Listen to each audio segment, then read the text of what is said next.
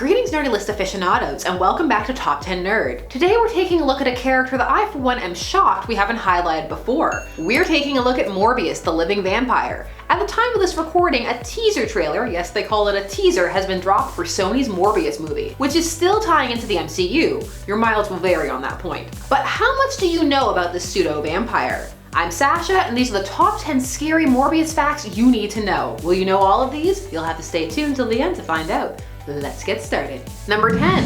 Morbius as a response to censorship. Morbius debuted in The Amazing Spider-Man number 101 in 1971, and his creation directly coincided with a change made to the accepted industry-wide censorship that was the Comics Code Authority. Established in the early 50s as a way for the industry to regulate itself before the government stepped in, because they were about to do it. It was getting intense. People were burning books in the streets. There were fears of juvenile delinquency and comics turning kids towards violence and deviance. This largely arose because of the popularity of horror comics, which admittedly were going hard, like Decapitated Woman on the Cover art. So when it came to censorship, there was also a ban on supernatural creatures, such as vampires and werewolves. Well, in 1970, suddenly that part of the code was no more. Supernatural creatures were fair game, and Marvel wanted in. Morbius was the result of Stan Lee requesting a vampire character, but not Dracula, which is who the creative team had in mind initially. So they instead came up with Morbius, who they felt was a unique take. This was because he was a pseudo-vampire, and so he still had his roots in science, rather than the supernatural.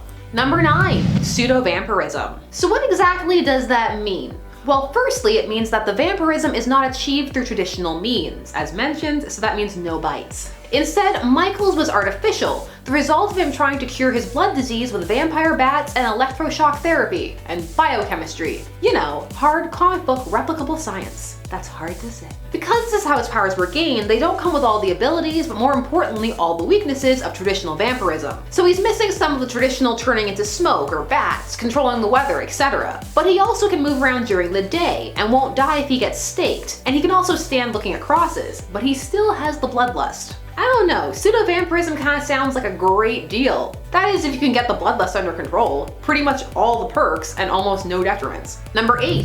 Charged for his crimes. There was a brief period where Michael Morbius was cured of pseudo-vampirism.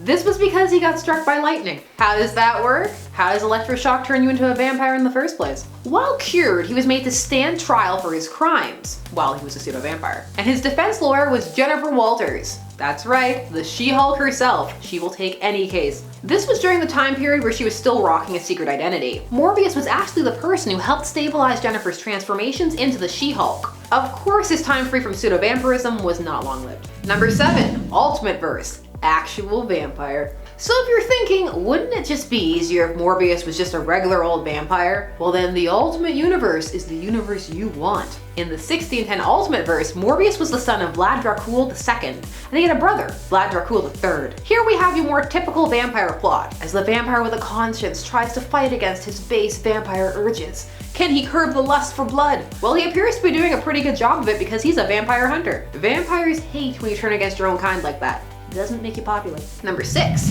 Friends with Jack Russell. Morbius has, of course, as all Marvel characters do, affiliations within the Marvel Universe. He actually has a very good relationship with Jack Russell, aka Werewolf by Night. I mean, obvious title is obvious. I'd be way more shocked if it was Werewolf by Day. Werewolf by Night appeared in 1972, for much the same reason as Morbius, the supernatural creature ban being lifted, which meant werewolves were open season. And who doesn't love a bit of friendship between a werewolf and a vampire, both on the run? Even though Morbius has done a lot of damage, especially at the start, he was very, I'm a vampire, this is my life now, bleh, I'm gonna eat 3 people at once. Number 5. 16-year gap. Now, while Morbius may have debuted in 1971, that doesn't mean he was a smash hit right out the gate. In fact, he took a long time to settle in and stay around. In fact, it wasn't until about 16 years later that he was making more regular appearances. And it was only in the 90s that he would get his first ongoing proper series. So, what happened? Well, nothing that deep. Sometimes characters are created for marketing reasons and they just don't happen, or they take their time to. Not every character can be or is going to be a hit, and that's fine. You can't force it. I mean, you can fake it, but that doesn't make it real. So what was it that finally catapulted Morbius more into the mind's eye? Well, for that, we need to look at number 4. Spider-Man the Animated Series. The 90s cartoon with a theme that really didn't want you to forget that Spider-Man has radioactive spider blood. Morbius was featured prominently in a couple of arcs, but he had a bit of a different backstory, and his first arc was quite compelling as it tied him much more closely into Peter's universe, whereas his first comic appearance he just kind of appeared. It was during the whole arc while Peter was trying to cure his 6 arms. In the TAS verse, Morbius was a student. He was still trying to find a cure for his disease, but it also involved him being a love interest for Felicia Hardy, who was also love interest for Peter, and who of course fans knew was destined to become the Black Cat. All of it made his story that much more interesting to fans, plus his 90s over-the-top accent, shared by so many shows at that time. The only accent you could have in the 90s was ridiculous, and it was kinda great. Give me stereotypical Southern Belle Rogue, or give me death. Number 3, Morbius and Blade. Another character who Morbius has an interesting connection with is Blade, which poses some intriguing prospects for their respective film futures at the time of this recording, although I would definitely want any team up between them to be R-rated for sure.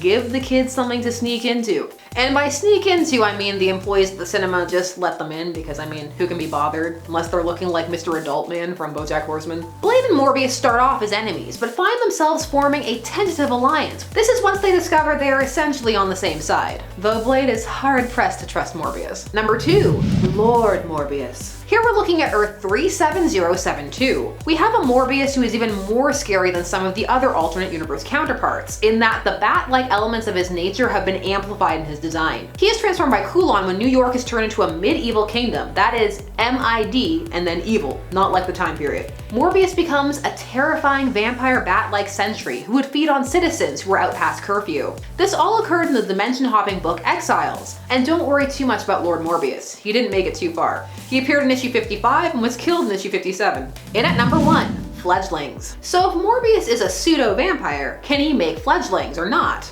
The answer is kinda, but it's not consistent. And when it does happen, people aren't really sure why. Sometimes when Morbius fights people, they too will become a pseudo-vampire. But if that does happen, there is a cure for that, but not one that works on Morbius. The times this has occurred are few and far between, enough that you can still count these incidents. This is probably a good thing, because as mentioned, Morbius used to feed willy-nilly. So if they consistently turned, there would be a ton of pseudo-vampires running around. So there we have it, 10 scary facts about Morbius. Did you know all of these? Let me know down below. I'm Sasha, and thanks so much for watching Top 10 Nerd. Please don't forget to like, share, comment, and subscribe. Hit that bell notification so that you never miss a vid. See you again soon. Bye-bye.